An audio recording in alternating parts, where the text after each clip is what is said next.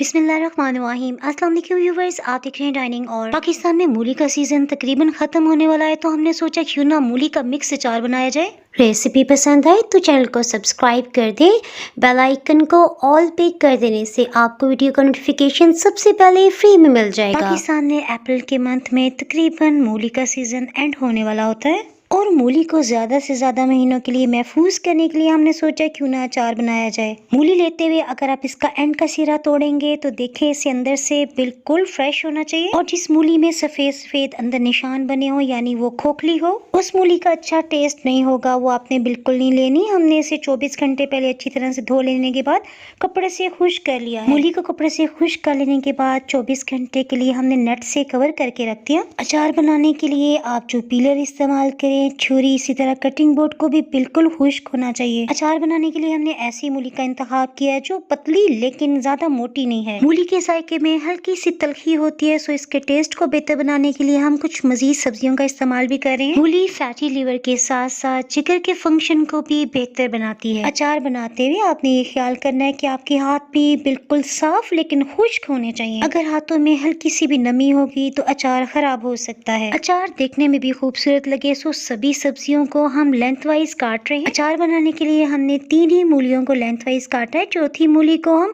Salad में काट के इस्तेमाल कर लेंगे। मूली के अचार को खुशगवार टेस्ट देने के लिए हम एक लंबी लेकिन पतली गाजर का इस्तेमाल कर रहे हैं। इसी तरह हमने सभी गाजर को काट लिया है और सब्जियों को काटते जाएंगे और खुले बाउल में शामिल करते जा रहे हैं। अचार में असली फलों और सब्जियों की खटास का अलग ही टेस्ट होता है। आम का तो सीजन नहीं है, सो हमने खटास के लिए 2 बड़े साइज के लीमू के बीज निकाल लेने के बाद इन्हें भी छोटे छोटे पीसेस में काट लिया है।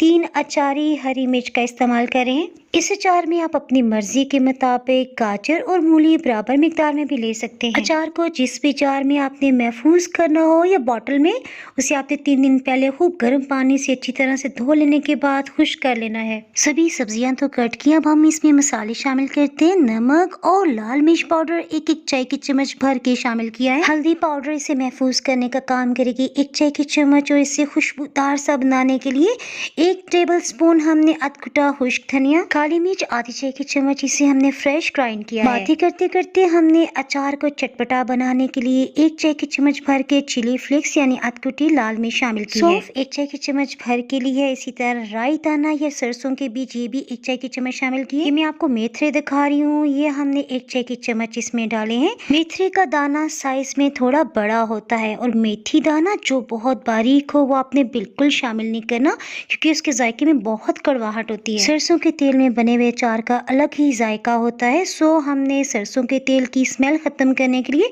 एक वीडियो भी बनाई है। अगर आप वो देखना चाहें तो ऊपर आई बटन में आपको लिंक नजर आ रहा होगा, उसे क्लिक करके देख सकते हैं। गर्मा गर्म सरसों का तेल आपने बिल्कुल भी शामिल नहीं करना। जब ये रूम टेम्परेचर पे आ जाएगा ना, उसके बाद 1.5 कप आपने सरसों का तेल डाल देना है। अभी रात के 1 बजे हैं और इस टाइम मुझे कुलंजी के बीज बिल्कुल भी नहीं मिल रहे, सो मैंने कवर करके इसे रख दिया। नेक्स्ट डे अब दोपहर के 12 बजे हैं। मैं आपको अचार दिखा देती हूँ। नमक और मसालों की वजह से आहिस्ता आहिस्ता सब्जियों में नरमी आ रही है। थैंक्स गॉड हमें कुलंजी के बीज मिल गए हैं। सो अब हम इसके साथ साथ नेशनल का सिरका सिर्फ 2 टेबल स्पून इसमें शामिल करें। सरसों की तेल की तरह सिरका भी इसे महफूज करने का काम करेगा।